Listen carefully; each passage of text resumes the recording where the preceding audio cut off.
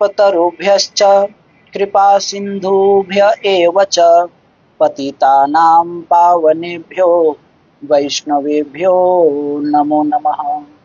भक्त भक्ति भगवंत गुरु चतुर नाम वपुएक, इनके पद वंदन किए नासै विघ्न अनेक। सब संतन निर्णय कियो मथि श्रुति पुराण इतिहास, भजबे को दोई सुघर के हरिदास। मंगल आदि विचारि रह वस्तु न और अनूप, हरिजन को यस गावते हरिजन मंगल रूप।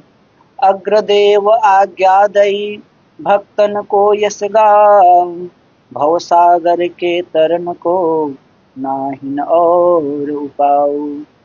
प्रेम से बोलिए श्री लाडली लाल की जय, श्यामा श्याम की जय, श्री वृंदावन धाम की जय, बरसाने धाम की जय, गिरिराज महाराज की जय, यमुना महारानी की जय, तुलसी महारानी की जय, भक्ति महारानी की जय, श्री युगलात्मक हंस भगवान की जय, श्री संकादिक भगवान की जय, देवर्षि श्री नारद भगवान की जय, श्री निम्बार्क भगवान की जय, पूज्य गुरुदेव भगवान की जय, समस्त पर्वतोचार्य की जय, श्री अग्रदेवाचार्य जी महाराज की जय, श्री नाभादास जी महाराज की जय, श्री प्रियादास जी महाराज की जय, समस्त संत वैष्णव भक्त वृंद की जय। जय जय श्री राधे श्याम। आज हम लोग श्री विदुर जी का चरित्र श्रवण करेंगे। कल श्री अम्बरीश महाराज जी का चरित्र जो है संपन्न हुआ और आज श्री विदुर जी का चरित्र जो है हम लोग श्रवण करेंगे। श्री विदुर जी जो हैं भगवान के बहुत प्रेमी भक्त हैं।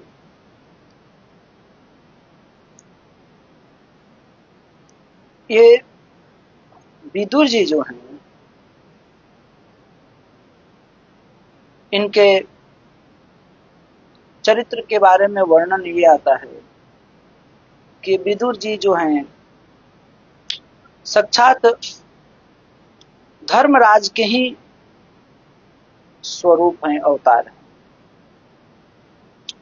क्योंकि मांडव्य नामक एक ऋषि हुए, उन्हीं के श्राप के कारण धर्मराज ही विदुर रूप में उत्पन्न हुए। इनकी कथा ऐसी आती है कि एक बार जब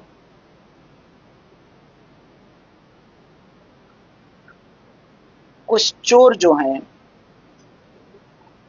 बहुत सारे धन चुरा करके भाग रहे थे, तो कुछ राजपुरुषों के द्वारा जब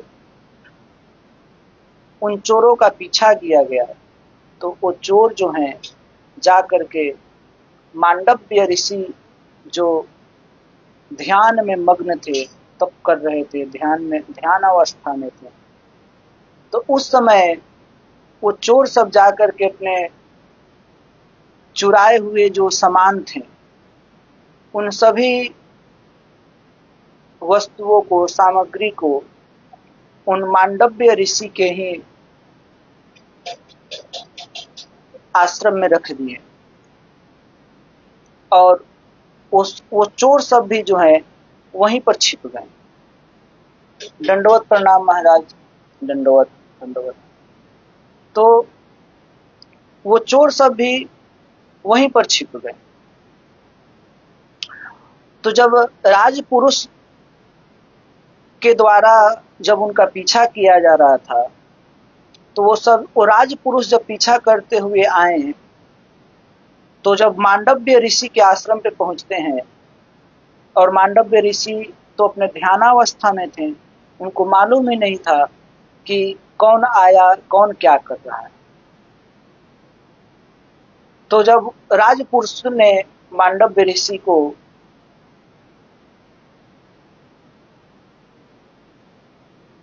ध्यानावस्था से जगाया और जब उनसे पूछा कि क्या आपने किसी चोर को देखा है या कोई चोर आया है, तो बोले कि मैं नहीं जानता।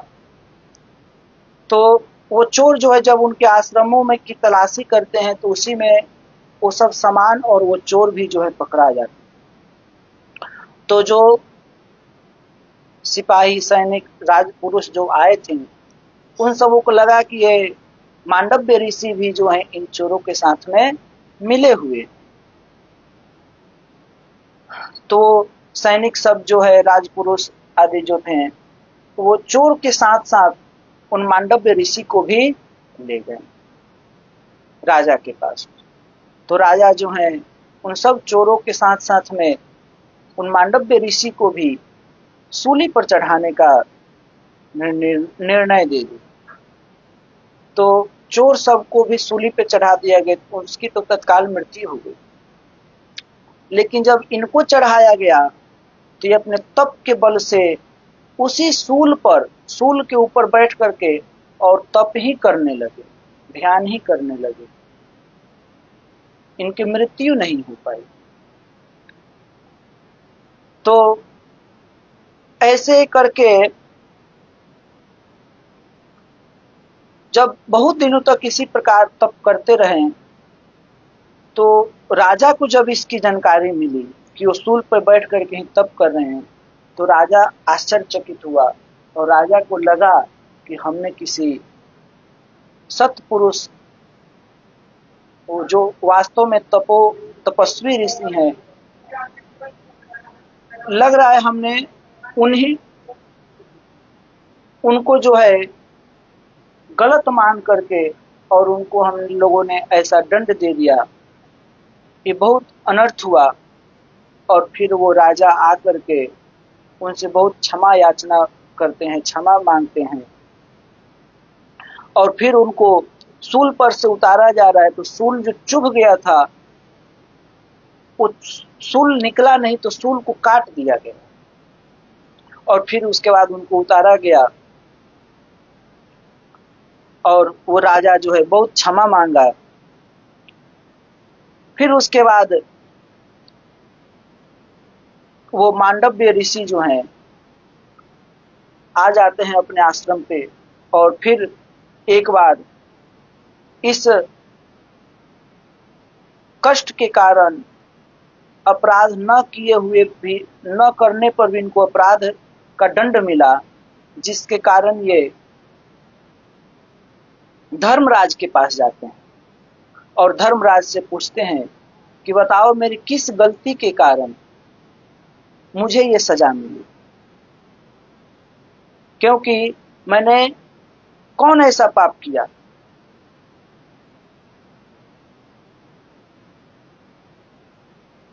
तो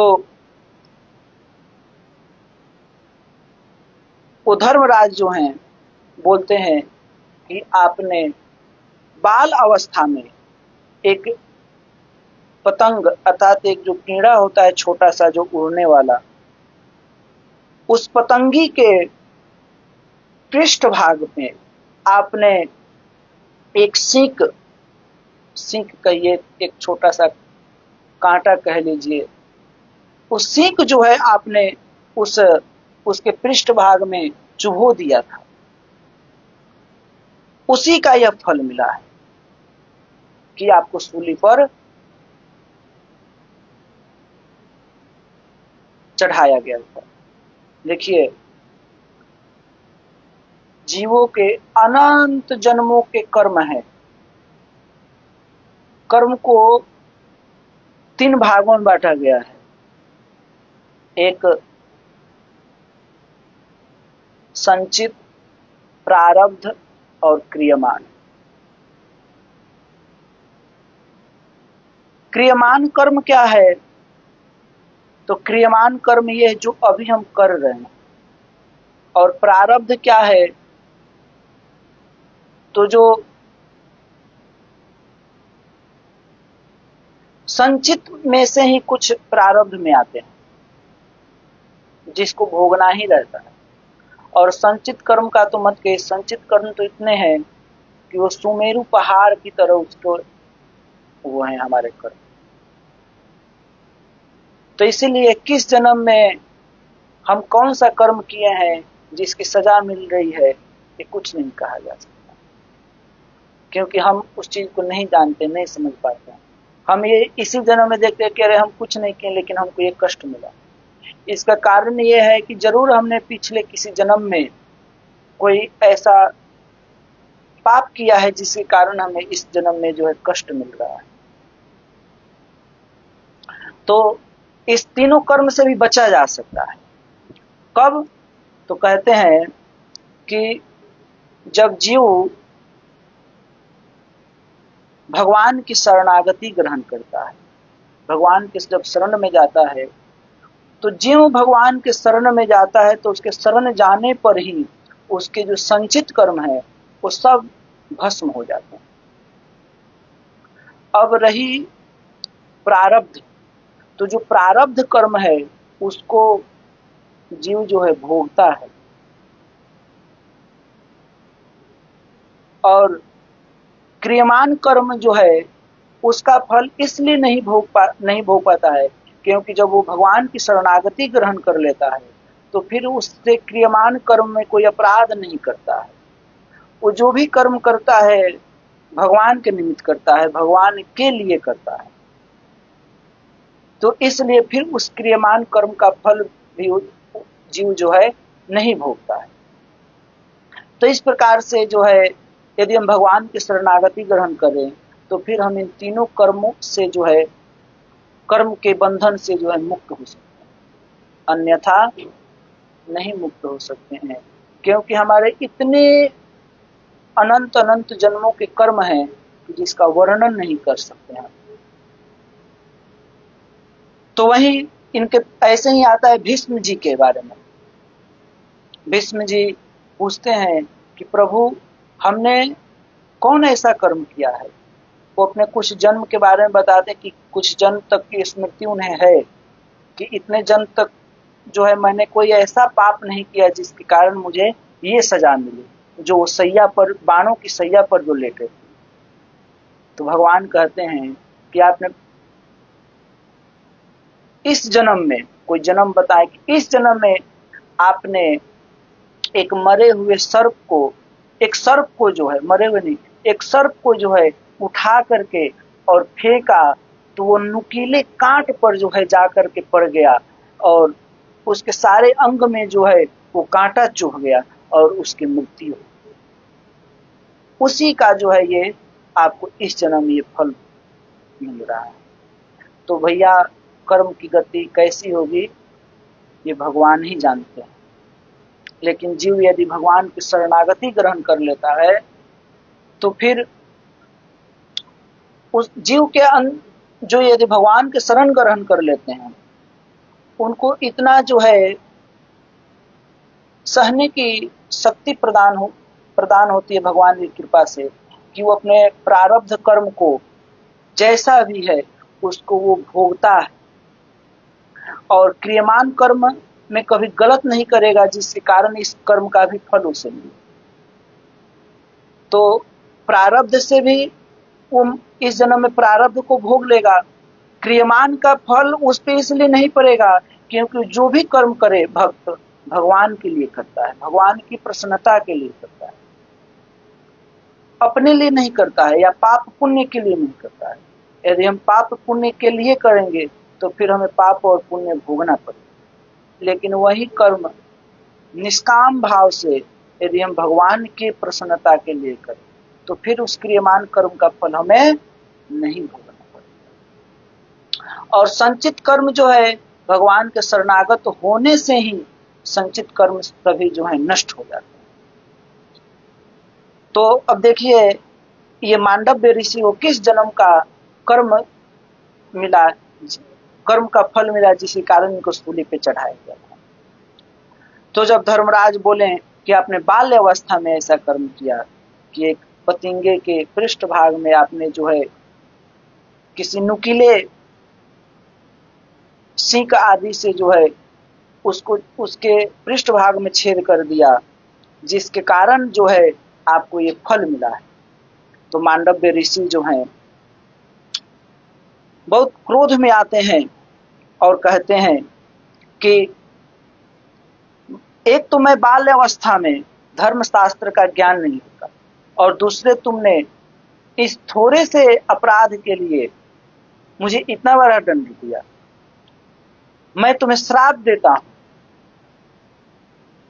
तो जब श्राप देने लगे तो धर्मराज बोले कि आप मुझे श्राप दीजिए, लेकिन आप मुझे राजा, दासी पुत्र और चंडाल होने का श्राप मत दीजिएगा। तो वो मांडव्य ऋषि जो हैं श्राप में यही देते हैं, क्रोध में आकर के तुम तीनों हो जाओ। तो मांडव्य ऋषि के श्राप के कारण ही धर्मराज जो हैं राजा रूप में और दासी पुत्र के रूप में और स्वपच अर्थात चंडाल के रूप में आते हैं। तो दासी पुत्र में विदुर जी के रूप में आते हैं, और राजा रूप में युधिष्ठिर जी के रूप में आते हैं, और स्वपच के रूप में भक्त वाल्मीकि के रूप में आते हैं। और वो है कौन? तो धर्मराज ही। मांडव्य ऋषि के कारण, श्राप के कारण जो है राजा, दासी पुत्र और स्वपच के रूप में जो है जन्म लेते हैं।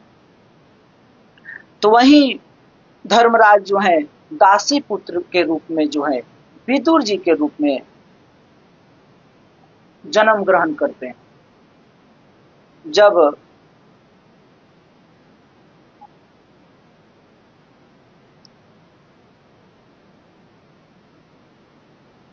राज चलाने के लिए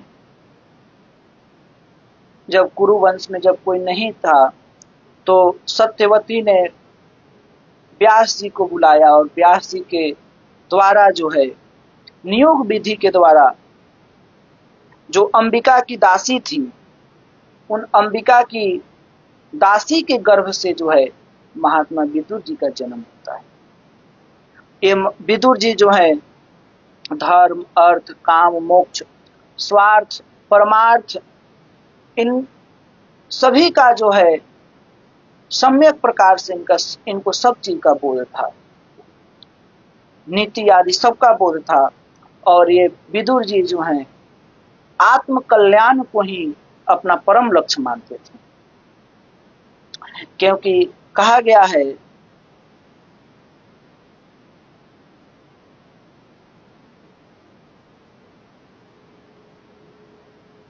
त्यजेदेकं कुलस्यार्थे ग्रामस्यार्थे कुलं त्यजे, ग्रामं जनपदस्यार्थे आत्मार्थे पृथ्वीं त्यजे।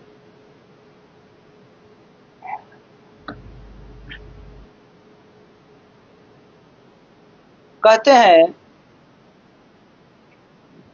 कि त्यजेदेकं कुलस्यार्थे, कुल के हित के लिए, कुल के हित के लिए यदि एक व्यक्ति का त्याग करना हो तो त्याग दो। और ग्रामस्यार्थे कुलम त्यजे, और यदि गांव का हित हो, पूरे गांव का हित हो, और उसके लिए यदि कुल का त्याग करना हो तो कुल का त्याग कर दो। और ग्रामम जनपदस्यार्थे, और फिर कहते हैं यदि देश, जनपद, देश के हित की बात आए और वहां पर यदि गांव का त्याग करना हो तो देश के हित के लिए गांव का त्याग करो। और आत्मार्थे पृथ्वीं त्यजे, और कहते हैं कि और आत्म कल्याण के लिए तो पृथ्वीं त्यजेत, सारे भूमंडल का त्याग कर दो। वहीं धर्मावतार श्री विदुर जी जो सदा धर्म का समर्थन करते थे, और यही कारण था विदुर जी का कि वो धृतराष्ट्र के पुत्रों से इनकी नहीं बनती, क्योंकि धृतराष्ट्र के जो पुत्र थे वो सब अधर्मरत थे, और विदुर जी का जो है पांडवों से ज्यादा स्नेह था, जो पांडु पुत्र थे इनसे स्नेह था। और समय समय पर पांडवों की विविध प्रकार से उनकी रक्षा किए हैं, उनका पालन किए हैं, उनको उपदेश दिए हैं और गलत चीजों का विरोध भी किए हैं।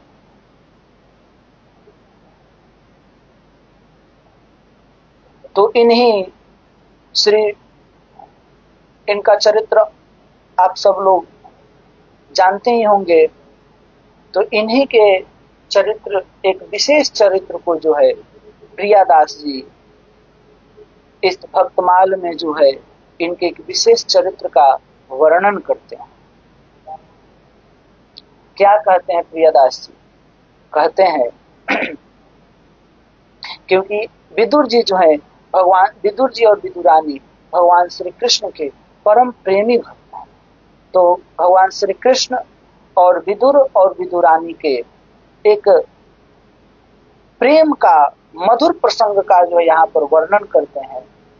क्या कहते हैं प्रियादास जी? तो प्रियादास जी अपने शब्दों में कहते हैं, नहात ही विदुर नारी अंगन पखारी करी, आई गए द्वार कृष्ण बोली के सुनाई।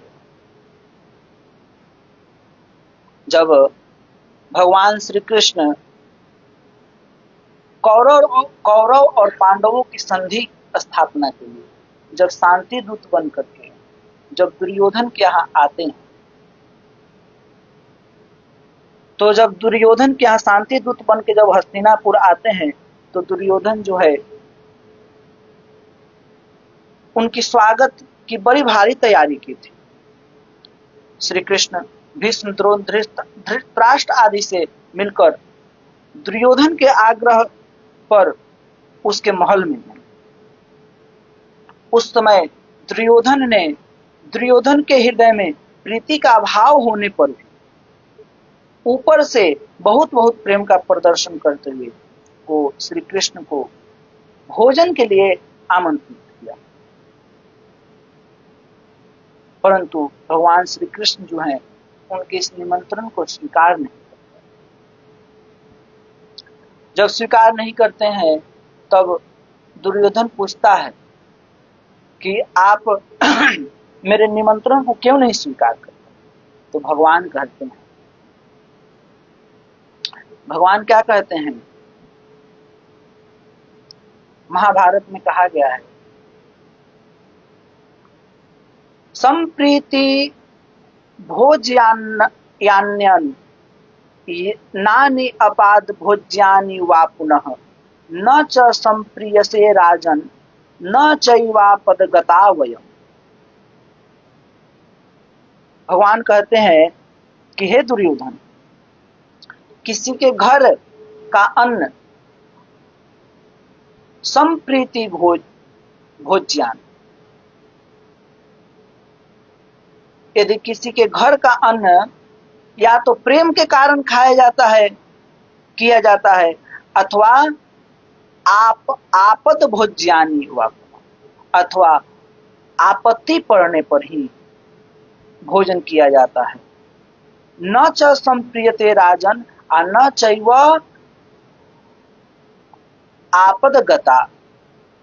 तो भगवान कहते हैं कि न च संप्रियते, तुम्हें तो मुझसे प्रेम भी नहीं है और हम किसी आपत्ति में भी नहीं पड़े हैं, अर्थात मेरे ऊपर कोई आपदा भी नहीं आई है, तो इसलिए मैं तुम्हारे यहाँ का अन्न कैसे खाऊं? तुम्हारा ये जो प्रस्ताव है, आमंत्रण जो है प्रसाद पाने का, भोजन ग्रहण करने का, ये मैं कैसे स्वीकार करूं?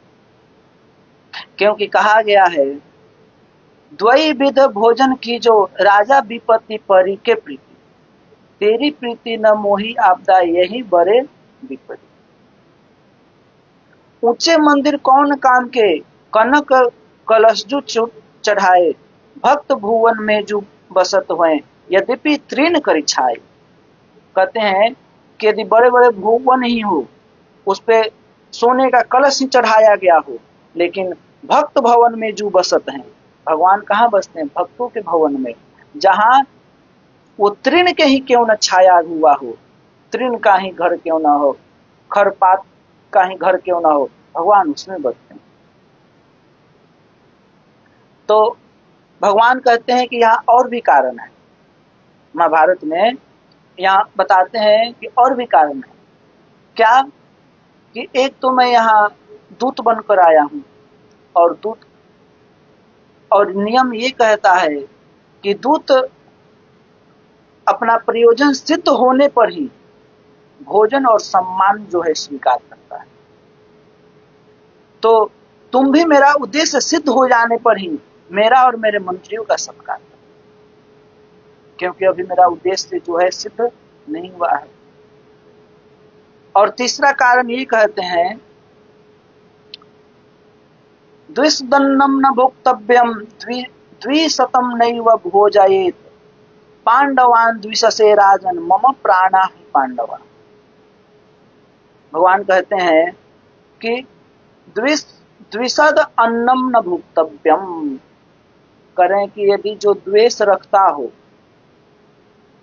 उसका अन्न नहीं खाना चाहिए। द्विशद अन्नम न भोक्तव्यम, और द्विशतम नैव भोजयेत, अर्थात जो द्वेष रखता हो उसका अन्न नहीं खाना चाहिए और न उसे खिलाना चाहिए।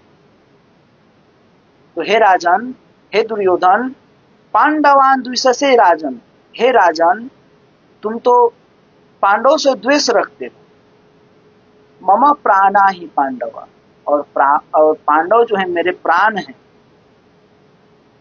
तो इसलिए मैं कैसे तुम्हारा ये भोजन का निमंत्रण जो है मैं कैसे स्वीकार। और ऐसा कह करके भगवान श्री कृष्ण जो हैं उस दुर्योधन के भव्य भवन से बाहर निकल करके और ठहरने के लिए महात्मा विदुर के घर। उस समय संयोग की बात ये थी कि महात्मा विदुर भगवान कृष्ण से मिलने के लिए ही धृतराष्ट्र के महल में आए। सूरदास जी का एक पद है बहुत सुंदर, क्या कहते हैं, हरि ठाढ़े रथ चढ़े दुआर, तुम दारुक आगे हुए देखूं, भक्त भवन की धो अनत सिधारे, सुनी सुंदरी उठी उतर दीन हो, कौरव सुत कछु काज हकारे, तह आए यदुपति कहियत हैं, कमल नयन हरि हेतु हमारे, तिही को मिलन गयो मेरे पति, ते ठाकुर हैं प्रभु हमारे, सूर सुप्रभु सुनी संभ्रम धाये, प्रेम मगन तन वसन विसाए। जब भगवान श्री कृष्ण जब वहां पहुंचते हैं विदुर जी के यहाँ, और विदुर जी आए थे यहाँ भगवान से मिलने के लिए, धृतराष्ट्र के पास आए थे, और भगवान जब पहुंचते हैं विदुर जी के यहाँ और द्वार पर खड़े होकर के पुकारते हैं, क्या कहते हैं,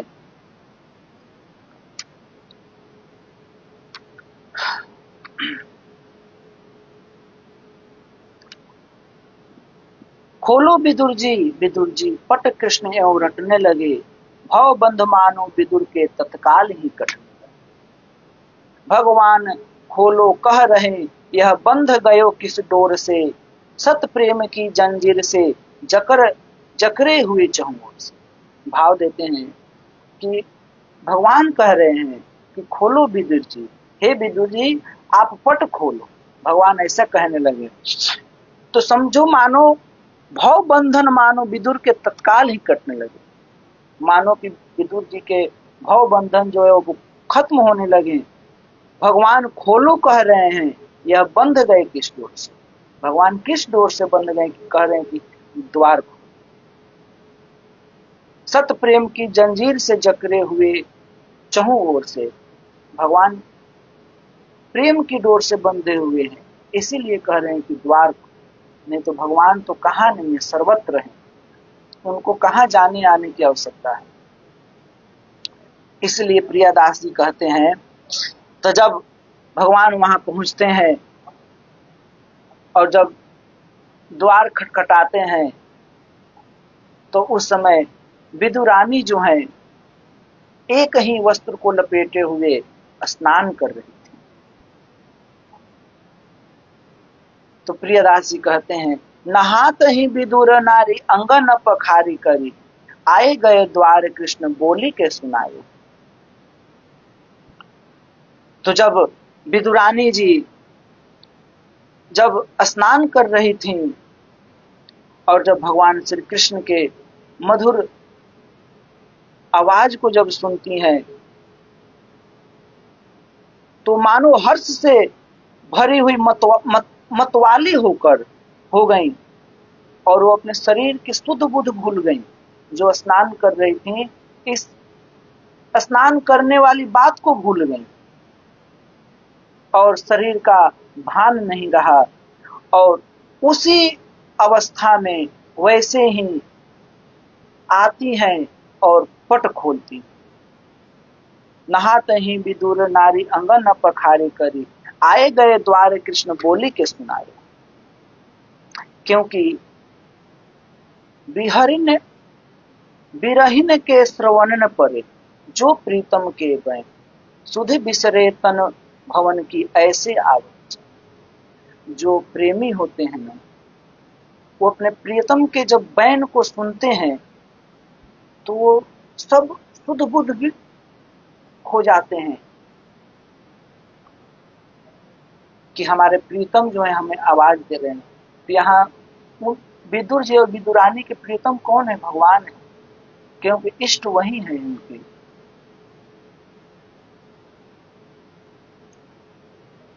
और वो जो है विदुरानी जी अपने शरीर की शुद्धि बुद्धि भूल जाती हैं और आकर के जब पट खोलती हैं, दरवाजा खोलती हैं, तो जब भगवान श्री कृष्ण देखते हैं उनको तो अपने पीताम्बर से उनके शरीर को ढकते हैं। और फिर बाद में जब उनको होश आता है विदुरानी जी को, तो विदुरानी जी जो हैं, ऐसे भक्तों के तो अनेक भाव हैं, विदुरानी जी इतने भाव में मग्न हैं कि उनको समझ भी नहीं आ रहा है कि क्या कर। तो वो भगवान कृष्ण के हाथ पकड़ के जब अपने घर में ले जाती हैं, बैठने के लिए जो कुछ आसन देती हैं तो उल्टा ही रखती हैं। उनको भान ही नहीं है कि मैं क्या करूं क्या नहीं करूं, भाव में इतने विभोर हैं। जब भाव छूटता है तो उसी पीताम्बर को वो लपेट लेती हैं और भगवान के लिए कदली का फल केला था, उसी केला को जो है छील करके, और इतने भाव में विभोर हैं। तो वही कह रहे हैं, सुनत ही स्वर सुधि डारी निदरी मानो, राख्यो मद भरी दौर आने के चितायो हैं। डारी दियो पित्त पट करी लपटाए लियो, हियो सकुचाए वेश बेगे ही बनाए। जब वो पीताम्बर दिया और पीताम्बर तो थोड़ा सकुचा गई, लेकिन फिर भी बैठी ढीग आई, केरा छीली छिलक का खवाई, आयो पति खिजियो दुख कोटि गुण पायो।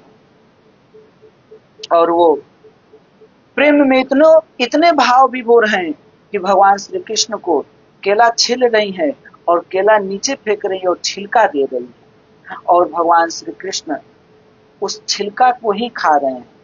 क्योंकि भगवान कहते हैं ना कि पत्रम पुष्पम फलम तोयम यो में भक्त्या प्रयच्छति, तदहम भक्तियो पहृतम मस्नामी प्रयात प्रयात प्रयतात मनः। क्योंकि भगवान कहते हैं कि यदि हे अर्जुन, यदि कोई भक्त मुझे प्रेम से पत्र पुष्प फल जल इत्यादि जो कोई प्रेमी भक्त मुझे जो अर्पण करता है, उस शुद्ध बुद्धि निष्काम प्रेमी भक्त का प्रेम पूर्वक अर्पण किया हुआ वह पत्र पुष्प आदि जो है मैं प्रीति सहित खाता हूं। इसलिए कहा गया है, कौन कहते कि भगवान खाते नहीं, सबरी की तरह कोई खिलाता नहीं। भगवान खाएंगे, क्यों नहीं खाएंगे? सबरी के जैसा यदि प्रेम हो तो भगवान खाएंगे। एक से एक भक्तों का चरित्र है कि भगवान आकर के उनके खिचड़ी खा रहे हैं। अद्भुत अद्भुत चरित्र है। कर्माबाई की खिचड़ी, जगन्नाथ जी जो हैं कर्माबाई की खिचड़ी खाने सुबह सुबह में रोज आते हैं। तो अगर वैसा प्रेम हो तो भगवान बिल्कुल खाएंगे। रहीमन रहीला की भली जो परसत मन लाए, परसत मन मैला करे सो मैदा करी जाए। तत्वेता तिहु लोक में भोजन कियो अपार, कै सबरी कै विदुर रुचि मानी दुई बार। तो जब ये खिला रही थी तो उसी समय विदुर जी आते। जब विदुर जी को मालूम चला कि वो हमारे यहाँ गए हैं तो विदुर जी आते हैं और जब देखते हैं कि ये केले की छिलका खिला रही है, केले को फेंक रही है, तो वो खिंच जाते हैं और खिजियो दुख और कहते हैं कि अरे ये तुम क्या कर रही हो। विदुरानी जब अपनी होश में आती हैं तो देखती हैं तो अपनी भूल का पता चलता है। तो उन्हें विदुर जी से कोटि गुना दुख हुआ कि मैं तो अपने लाला को, अपने ठाकुर को जो है मैं केले के बजाय छिलका खिला रहा। तब भगवान कहते हैं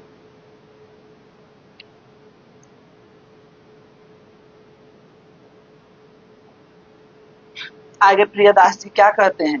प्रियदास जी कहते हैं प्रेम को विचार आप लागे फल सार दैन, चैन पायो हियो नारी बड़ी दुखदाई।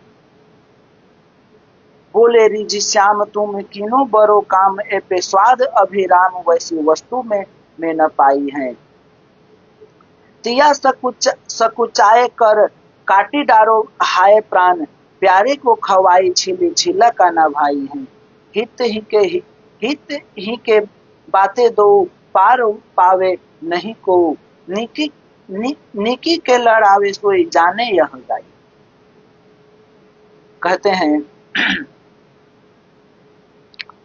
भगवान ने केले के छिलका में भी विदुरानी के जो है हृदय में, विदुरानी के हृदय में उमड़ते हुए प्रेम को देखा और उसी प्रेम के वशीभूत होकर के भगवान ने छिलका भी जो है खूब खाया और तृप्त होकर के खाया। और जब बाद में विदुर जी जो हैं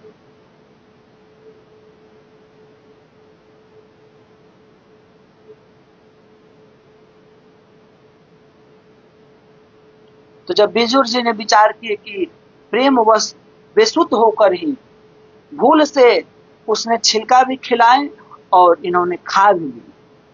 अब आप अपने हाथ से केला छील कर गुदा खिलाने, जो केला था वो खिलाने लगे, जो फल का सार था वो खिलाने लगे। तो ही प्रियदास जी कहते हैं प्रेम को विचारू आप लागे फल सार। विदुर जी सोचते हैं कि ये तो प्रेमवश जो है प्रेम में बेसुध होकर के वो विदुरानी जो है छिलका खिला रही हैं और ये खा भी रहे हैं। और बाद में जो है विदुर जी अपने हाथ से फल सार अर्थात केला जो है अब उनको छिलका हटा करके केला खिलाने लगे। और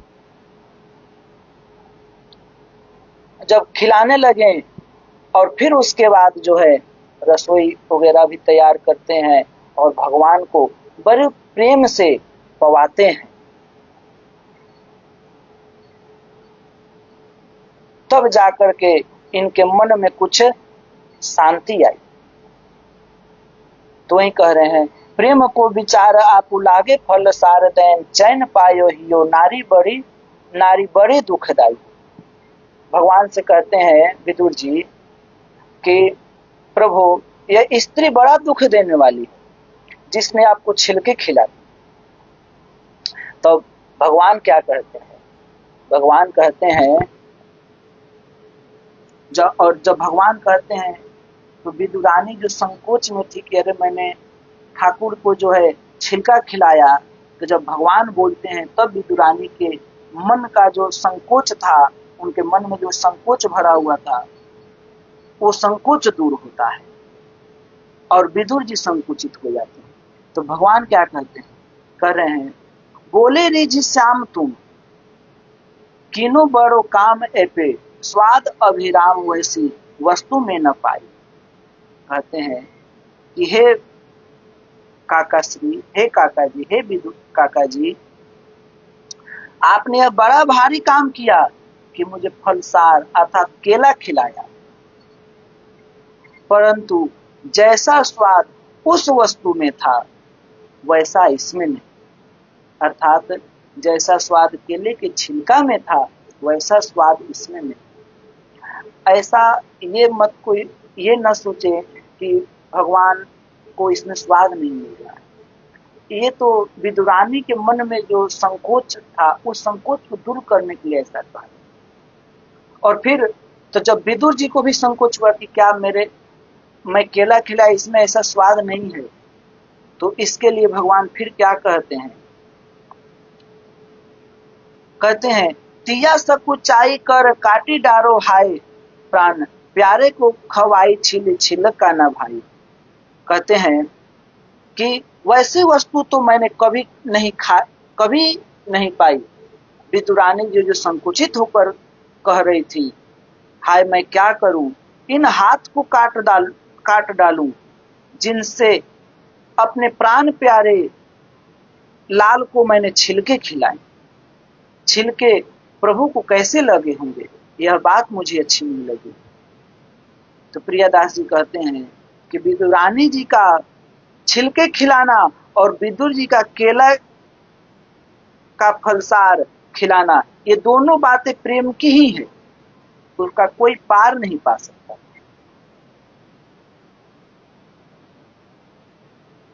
यह बात जो है प्रेम की पोथियों में पाई गई है। जो कोई श्याम सुंदर से भली भांति प्रेम करे वही इस रहस्य को जान सकता है, क्योंकि यह प्रेम की बातें जो है, यह बात प्रेम की पोथियों में पाई गई है। मैंने तो यहाँ केवल चरित्र का गान किया है, भला मैं प्रेम को क्या जानूं। यहाँ पर प्रियदास जी अपना भाव कहते हैं। लेकिन जब विदुर जी को जब भगवान श्री कृष्ण ये कहते हैं कि जो स्वाद मुझे उस केले के छिलका में मिल रहा था वो तो इस केले में नहीं है, फलसार में नहीं है, तो जब विदुर जी भी संकुचित हो गए कि क्या इसमें सच में वो सब प्रेम नहीं है, क्या छिलका में ही प्रेम था। तब भक्तवत्सल भगवान जो हैं वो उनके संकोच को मिटाने के लिए उन्हीं के जंघा पर सिर रख करके और उनकी गोद में सो जाते। और जब भगवान श्री कृष्ण उनके जंघे पे, विदुर जी के जंघे पे जब अपना सर रख के सोते हैं, तो भगवान के जो कुंडल थे उस कुंडल की छाप लग गई, अमीट छाप, अर्थात जो मिटने वाली नहीं थी, ऐसी छाप लगी जो मिटने वाली नहीं थी। और उसी छाप को जब हरिद्वार में मैत्रेय जी ने देखा, जब विदुर जी हरिद्वार में गए और जब मैत्रेय जी ने देखा तो इनके भाग की बहुत बड़ी सराहना की।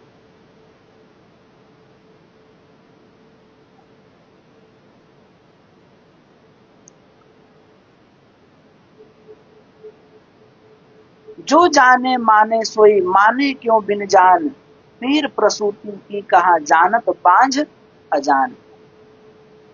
प्रेम के बारे में तो प्रेमी ही जान सकते हैं। इसलिए प्रियदास जी भी कहे हैं कि भला मैं प्रेम को क्या जानूं।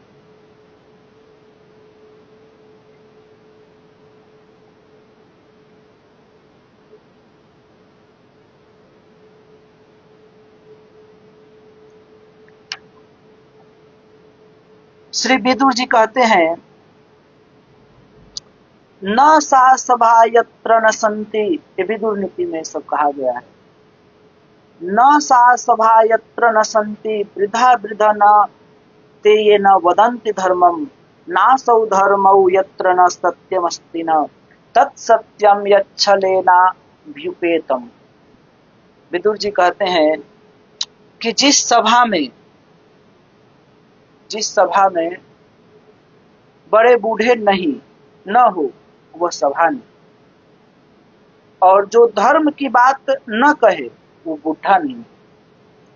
प्राय लोग कहते हैं ना कि अरे जो बुजुर्ग हैं उनके पास बैठेंगे तो थोड़ा धर्म की बातें सुनने को मिलेगी। यदि जो धर्म की बातें न कहे वो बूढ़े नहीं, और जिसमें सत्य नहीं वह धर्म नहीं, जो कपट से पूर्ण हो वह सत्य नहीं। फिर आगे कहते हैं ये सब बातें जो हैं धृतराष्ट्र जी के बारे में धृतराष्ट्र जी को कहते हैं, क्योंकि जब भगवान श्री कृष्ण विश्राम करके और जब चले गए फिर पुनः पांडवों के पास, उसके बाद जब विदुर जी जाते हैं धृतराष्ट्र जी के पास तो धृतराष्ट्र से जो है ये सब बातें कहते हैं। फिर क्या कहते हैं, द्वा इमौ पुरुषौ राजन स्वर्गस्योपरि तिष्ठत प्रभुश्च क्षमया युक्तो दरिद्रश्च प्रदानवान।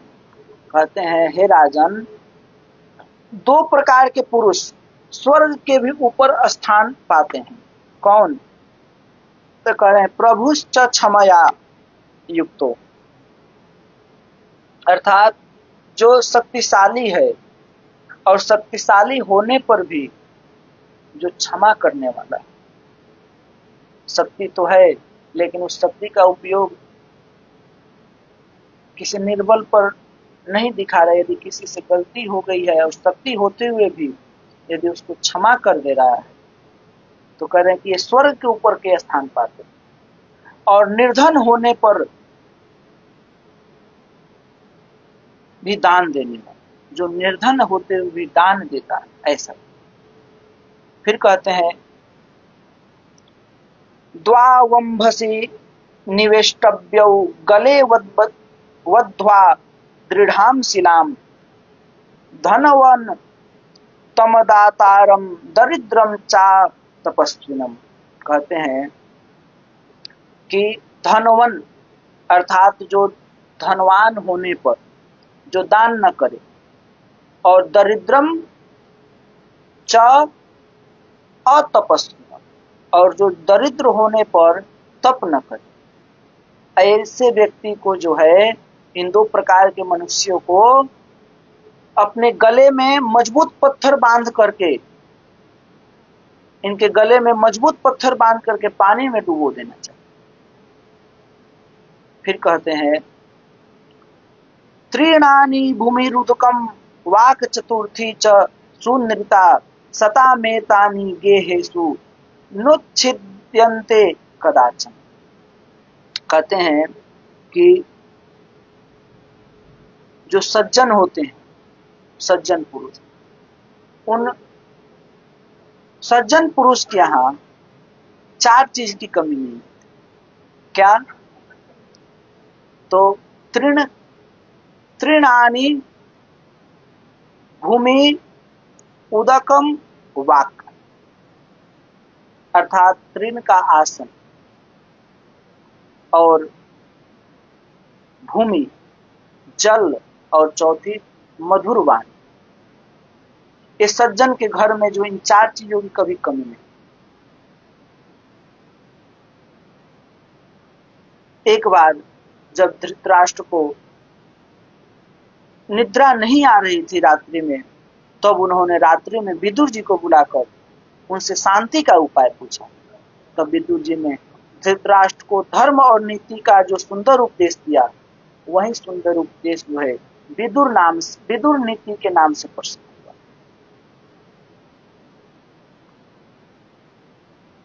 और फिर उसके बाद विदुर जी जो है ब्रह्मा जी के जो पुत्र सनत सुजात जैसे सिद्ध योगी एवं महर्षि द्वारा धृतराष्ट्र को तत्व का उपदेश कराकर उनके कल्याण का मार्ग प्रशस्त किया। कहते हैं फिर आगे कि जब संधि का प्रस्ताव लेकर जो श्री कृष्ण आए थे और वो प्रस्ताव जब विफल हो गया, जब वो प्रस्ताव को कौरव जो है नहीं माने, तब भगवान जो है दुर्योधन से 5 गांव मांगते, कहते हैं बिना युद्धे न दातव्यम सूच्यग्रम नैव केशव। तो दुर्योधन कहता है केशव, बिना युद्ध की सुई की नोक बराबर जमीन भी हम नहीं दे सकते। इसी के फलस्वरूप दोनों ओर से जब युद्ध होने लगा, युद्ध होने की जब तैयारी होने लगी, तो विदुर जी जो हैं किसी का पक्ष लेना नहीं चाहते थे। क्यों? कि वो अपनी आंखों से अपने कुल का सर्वनाश होना नहीं देखना चाहते, और उन्होंने शस्त्र का परित्याग कर तीर्थाटन चले गए, तीर्थ का भ्रमण करने के लिए चले गए, और अवधूत वेश में जो है वो तीर्थों में घूमते रहे और विचरण करते रहे। वर्षों बाद जो है विचरण करते करते जब विदुर जी मथुरापुरी में आते हैं, और मथुरापुरी में जब वो जमुना तट पर आते हैं, तो उन्होंने श्री उद्धव जी का दर्शन, और उद्धव जी के द्वारा जब भगवान के कुल यदुकुल के विनाश, भगवान के धाम गमन आदि आदि का जब समाचार मिला, तब भगवान ने जब स्वधाम जाने से पधारते समय उन्होंने उद्धव जी को कहा था कि जब विदुर जी आए तो विदुर जी को जो है मैत्रेय जी से मिलने के लिए कहना, क्योंकि वो मैत्रेय को आदेश दिए थे कि मेरे द्वारा कहे गए तत्व ज्ञान का विदुर जी को उपदेश करना। और जब वो उद्धव जी से विदुर जी मिलते हैं, तो जब उद्धव जी जब विदुर जी को ये सब बातें कहते हैं, तो विदुर जी पुनः जो है हरिद्वार जाते हैं, और वहां मैत्रेय जी से उन्होंने भगवत उपदिष्ट जो तत्व ज्ञान था, उस तत्व ज्ञान को प्राप्त कर और फिर हस्तिनापुर आते हैं, और हस्तिनापुर आकर के जो इनके बड़े भाई धृतराष्ट्र थे, उनको आत्म कल्याण का मार्ग प्रदर्शन करके, और वे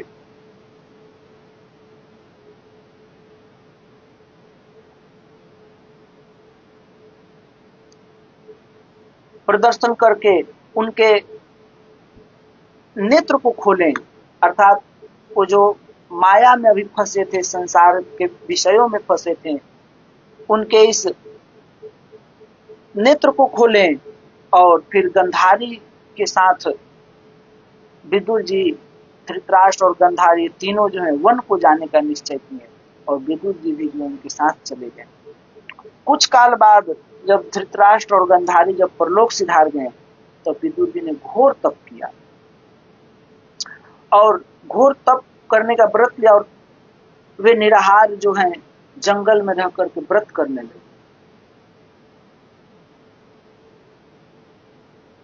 जंगलों में रहते थे, शायद कभी कोई उनका दर्शन कर पाता था।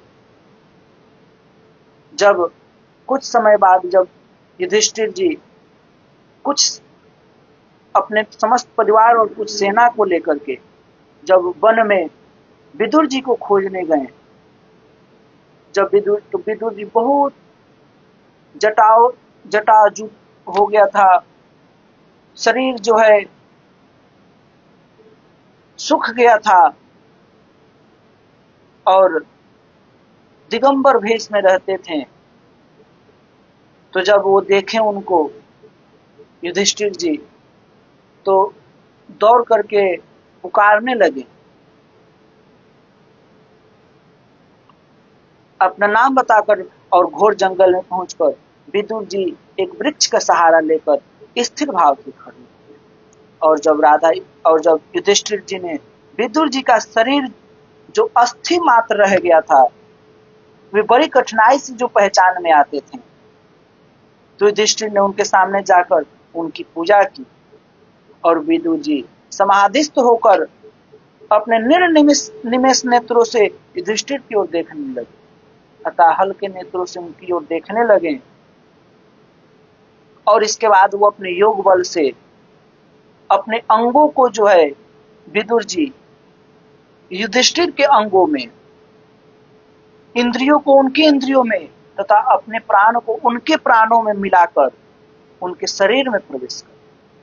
और विदुर जी का जो शरीर था वो निर्जीव होकर उसी भांति वृक्ष के सहारे खड़ा रहा। इस प्रकार जो साक्षात धर्म के अवतार थे महात्मा विदुर, जो धर्म में जीवन बिताकर अंत में धर्म मूर्ति महाराज युधिष्ठिर के ही शरीर में प्रवेश कर। और फिर तो वही धर्मराज के तीन हैं, युधिष्ठिर रूप में, राजा रूप में है, दासी पुत्र में है और सुपच भक्त वाल्मीकि के रूप में है।